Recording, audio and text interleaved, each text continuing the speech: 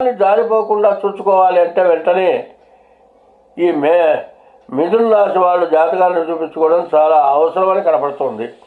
ఈ రాశి వాళ్ళు వివాహం ఎన్నాళ్ళ నుంచో కాకుండా ఉండి వివాహం కోసం ఎదురు చూచి వివాహం జరిగిన తర్వాత గర్భధారణ లేకుండా సంతానం కలగకుండా ఎన్నాళ్ళ నుంచో ఎదురు చూస్తూ ఉండి మరి వైవాహిక జీవితంలో సమస్యలు ఎక్కువై ఇబ్బందులు ఎక్కువ పడుతూ ఉద్యోగరీత్యా, దాంపత్యరీత్యా, సంతాన రీత్యా, ఆర్థిక ధనరీత్యా ఇబ్బంది పడేవాళ్ళంతా కూడా ఈ మిథున రాశి వాళ్ళు ఎవరైనా సరే తగినటువంటి జాతకం చూపించుకోవడం చాలా అవసరం. మీరు వెంటనే మీ జాతకం చూపించుకోండి. మీకు అన్ని విధాలా మంచి ఫలితాలు రావటానికి తగినటువంటి సమయం ఈ నెల. కాబట్టి ఈ నెలలో ఈ మిథున రాశి వాళ్ళు మీ జాతకం చూపించుకోండి, మీకు అన్ని విధాలా బాగుంటుంది. అయితే ఒకటి, ఏదో ఇప్పుడు బాగుండలేదని చెబుతున్నాను అనుకోవద్దు. ఎప్పుడు కూడా కొండ మీద ఉన్నవాడికిను గుంటలో ఉన్నవాడికి చాలా తేడా ఉంది. కొండ మీద ఉంటే ఎంత వర్షం కురిసినా ఆ కురిసినంతసేపే తెలుస్తాడు. కానీ గుంటలో ఉన్నవాడు వర్షం కురిసేటప్పుడు తెలుస్తాడు, కురిసిన తర్వాత తెలుస్తాడు, వర్షం ఆ గుంటలో నీళ్ళు పోయేంత వరకు కూడా ఇబ్బంది పడతాడు. ఈ జాతకం వాళ్ళు మిథున రాశి వాళ్ళు ఇప్పుడు ఎక్కడున్నారు? కొండ మీద ఉన్నారు, గుంటలో మాత్రం లేరు. ఈ కొండ మీద కూడా జాగ్రత్త పడాలి, గుంటలోకి పడకుండా, గుంటలో నీళ్ళలో మునగకుండా ఉండాలి అంటే ఇప్పుడు మీ జాతకం చూపించుకోవడం చాలా అత్యవసరంగా కనబడుతుంది.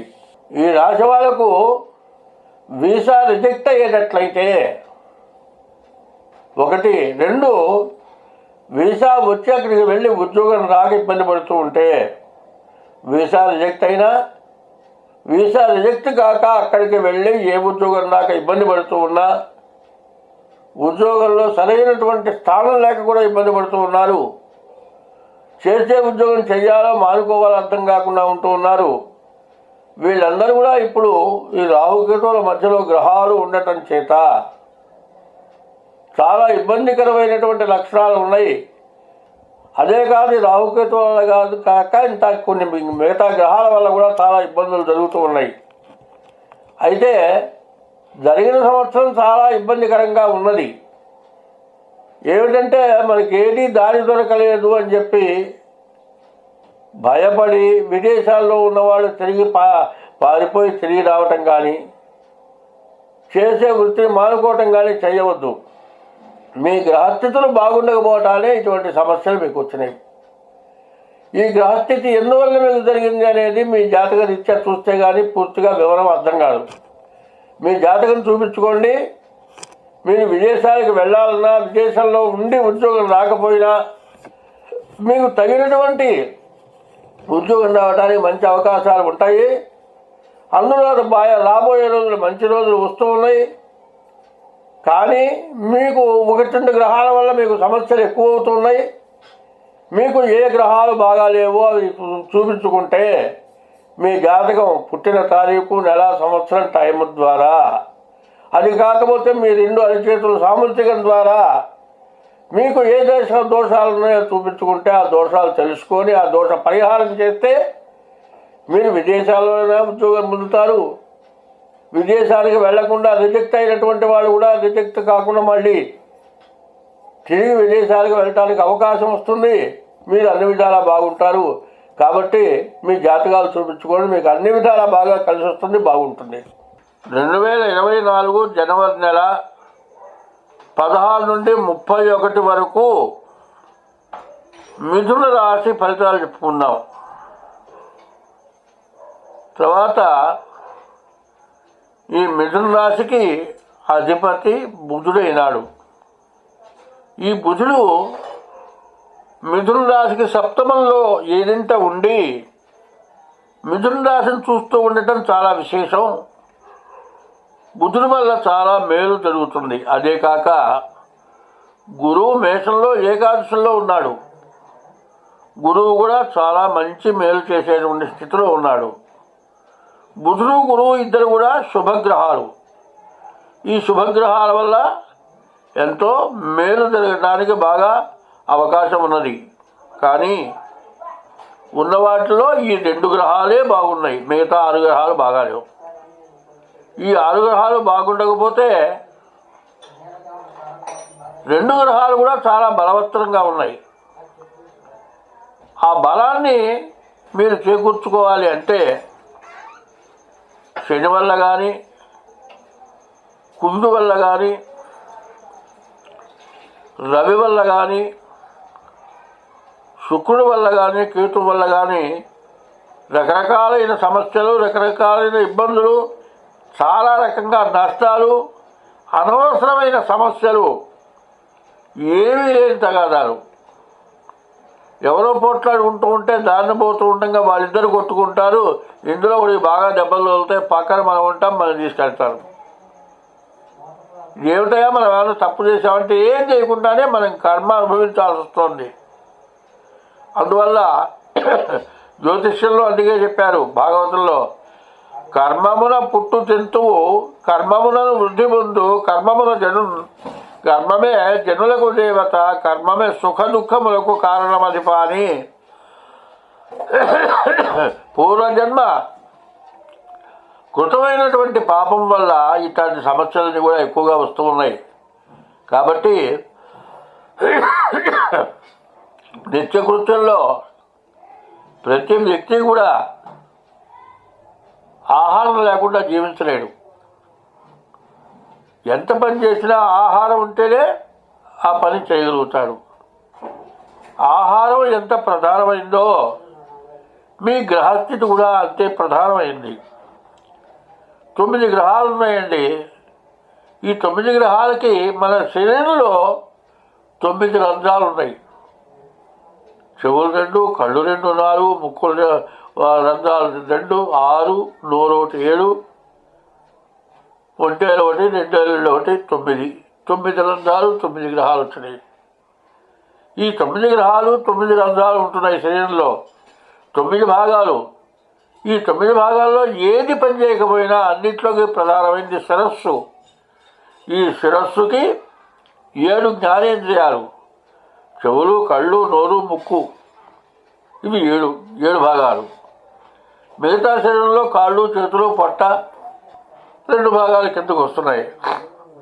కానీ ఇవన్నీ సక్రమంగా ఉండాలి అంటే మనకి ఎక్కడ ఎటువంటి దోషం ఉన్నా దాన్ని జాగ్రత్త పడటం చాలా అవసరం.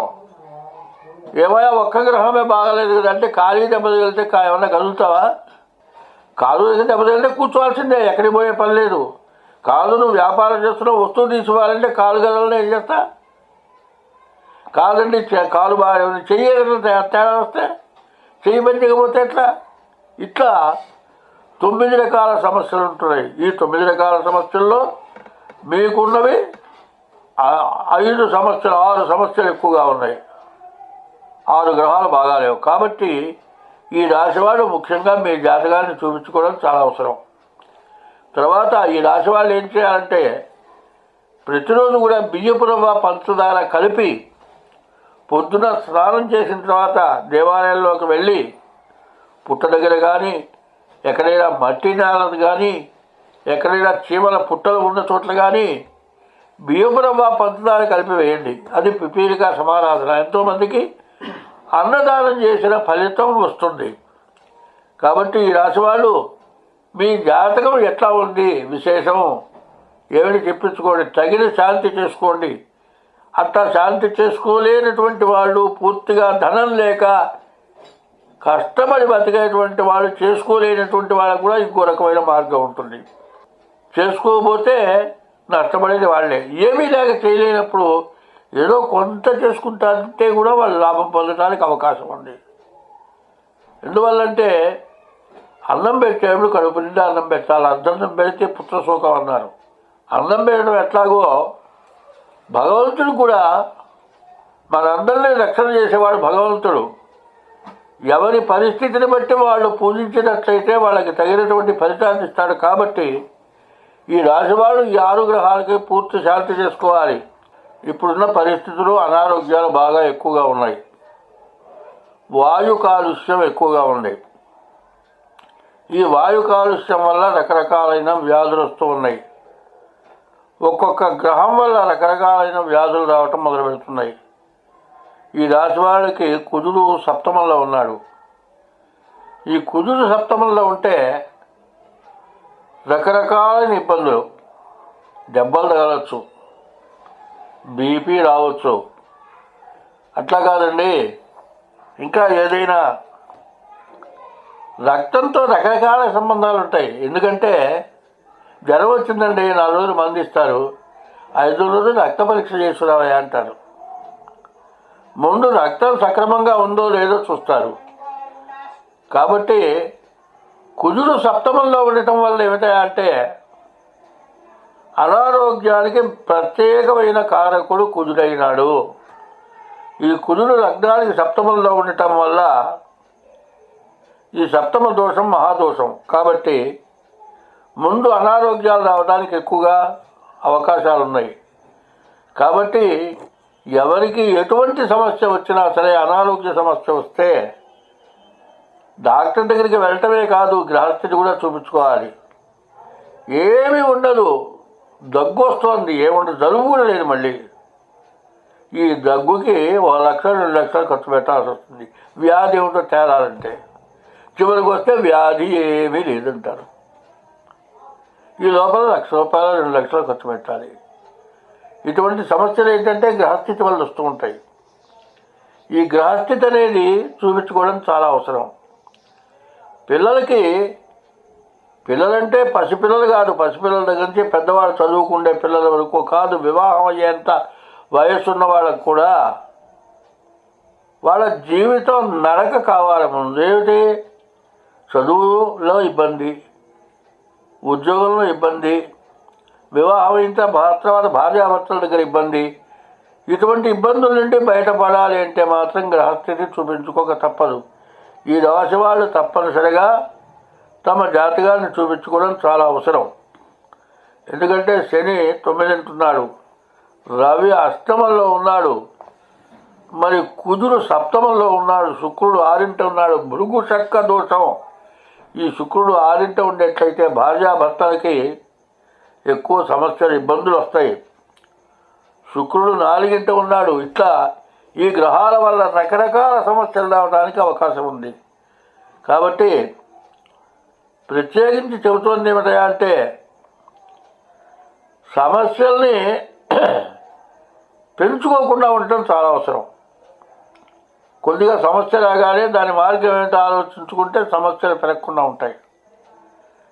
వివాహం అయిన తర్వాత చాలా ఇబ్బందులు పడుతున్నారు, వివాహం కాక చాలా ఇబ్బందులు పడుతున్నారు, పిల్ల దొరక్క ఇబ్బంది పడుతున్నారు, పెళ్ళైన తర్వాత ఇంకా విపరీతమైన ఇబ్బంది పడుతున్నారు. ఎందుకంటే శుక్రుడు 6 ఉన్నాడు ఈ రాశి వాళ్ళకి. ఇప్పుడు ఈ శుక్రుడు 6 ఉండటం కూడా చాలా కష్టమైనటువంటి సమయం. కాబట్టి ఏదో కాస్త పేచీ వచ్చేట్లయితే కోర్టులకు ఎక్కటం, లేకపోతే ఎవరింటికి వాళ్ళు వెళ్ళిపోవటం, గొడవలు పెట్టుకోవడం జరుగుతుంది. అది లేకుండా మీరు బాగుండాలంటే ముందు మీ జాతకం చూపించుకోండి. పిల్లలకి ఏ రకమైన అనారోగ్యం వచ్చినా కూడా జాతకం చూపించుకోండి. ఉద్యోగంలో కానీ, చదువులో కానీ, వివాహంలో కానీ, ప్రతి సమస్యకి కూడా ఈ రాశి వాళ్ళకి మీ జాతకం చూపించుకొని మీ జాతకం ద్వారా ముందుకు అడుగు వేయండి.